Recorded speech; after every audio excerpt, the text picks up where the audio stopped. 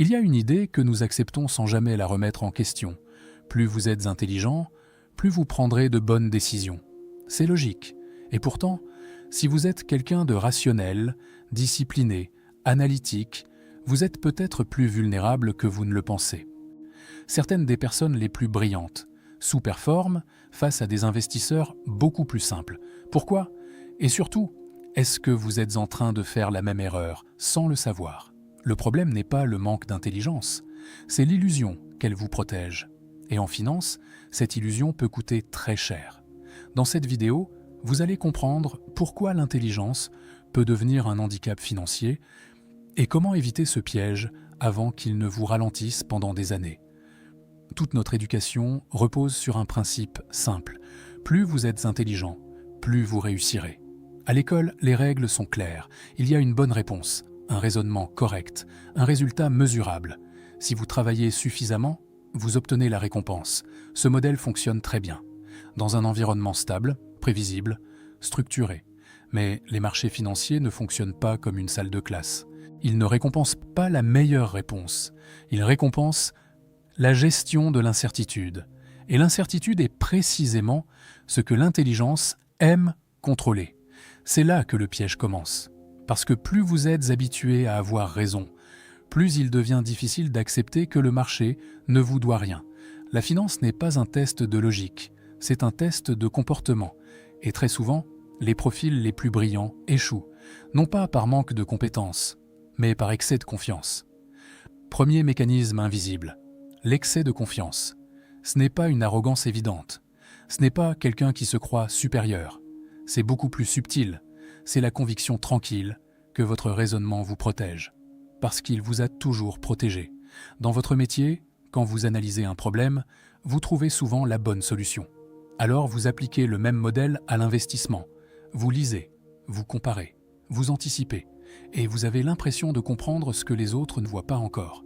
Mais le marché n'est pas un problème à résoudre, c'est un système à traverser. Et plus vous essayez de le maîtriser, plus vous intervenez, plus vous multipliez les décisions. Et chaque décision supplémentaire augmente la probabilité d'erreur. Ce n'est pas spectaculaire, ce n'est pas brutal. C'est progressif, silencieux, mais extrêmement efficace.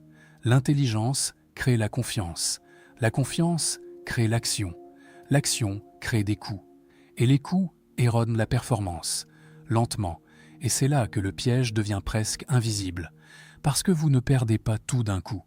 Vous sous-performez, un peu moins bien que le marché, un peu moins bien qu'une stratégie simple, mais comme vous analysez beaucoup, vous trouvez toujours une explication logique.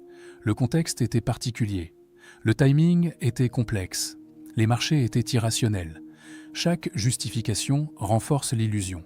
Vous avez l'impression d'apprendre, d'ajuster, de vous améliorer, alors qu'en réalité, vous ajoutez simplement plus de décisions. Et en finance, l'intervention est rarement neutre. Chaque action a un coût, visible ou invisible, frais, fiscalité, temps mental, énergie. Ce ne sont pas les erreurs spectaculaires qui détruisent la performance. Ce sont les petites décisions intelligentes, répétées trop souvent, mais il y a un deuxième mécanisme, encore plus subtil, le besoin de sophistication. Les profils intelligents ont un inconfort profond face à la simplicité. Une solution trop simple semble incomplète, trop évidente, presque naïve. Investir régulièrement dans un indice mondial, cela paraît basique. Alors on cherche mieux, plus précis, plus optimisé. On ajoute des filtres, des modèles, des scénarios macroéconomiques. Plus la stratégie devient complexe, plus elle donne l'impression d'être intelligente. Mais en finance, la complexité n'est pas synonyme d'efficacité. Chaque couche supplémentaire crée une nouvelle variable. Chaque variable crée une nouvelle décision. Et chaque décision crée une nouvelle opportunité d'erreur. La sophistication donne un sentiment de contrôle, mais elle fragilise la constance. Et sans constance, la performance devient aléatoire. La richesse, elle, n'est pas impressionnée par la complexité. Elle récompense la répétition. Pour rendre cela concret, imaginons un ingénieur, rationnel, méthodique, brillant dans son domaine. Il décide de gérer activement son portefeuille. Il lit des analyses macroéconomiques, suit les banques centrales, compare les secteurs. Chaque décision est réfléchie. Il ne joue pas, il ajuste, il optimise. Il a le sentiment d'être en contrôle. Après tout, il comprend les chiffres. Alors il continue. Pendant 5 ans, il ajuste régulièrement, réduit son exposition quand le marché semble trop haut, renforce certaines positions quand il voit une opportunité. Puis un jour, il compare. Son rendement annuel moyen, 6%. Un simple ETF mondial, alimenté automatiquement chaque mois, 9%. 3 points d'écart. Ce n'est pas spectaculaire, mais sur 20 ans, la différence devient massive, des dizaines de milliers d'euros, puis des centaines de milliers. L'ingénieur n'a pas manqué d'intelligence, il n'a pas manqué d'effort, il a manqué de simplicité, il voulait optimiser. Le marché a récompensé la constance. Et il y a un troisième mécanisme, le besoin d'avoir raison. Les profils intelligents construisent leur identité sur la justesse. Mais en finance, avoir raison ne suffit pas. Vous pouvez anticiper une crise et perdre de l'argent si vous agissez trop tôt. Vous pouvez identifier une bulle et perdre si elle continue à gonfler. Le marché ne récompense pas la vérité, il récompense le positionnement. Vous pouvez avoir la bonne analyse et manquer de patience. Le marché ne punit pas l'erreur logique, il punit l'ego. Et l'ego déteste attendre, il déteste l'inaction, il déteste la simplicité. Alors il agit, encore et encore, jusqu'à transformer une bonne analyse en mauvaise performance. L'intelligence cherche la précision, la richesse cherche la stabilité.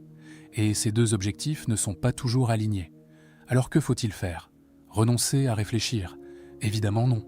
Mais rediriger son intelligence, au lieu d'essayer de prédire, construire un système, au lieu d'essayer d'avoir raison, chercher à rester stable, au lieu d'optimiser chaque décision, réduire le nombre de décisions.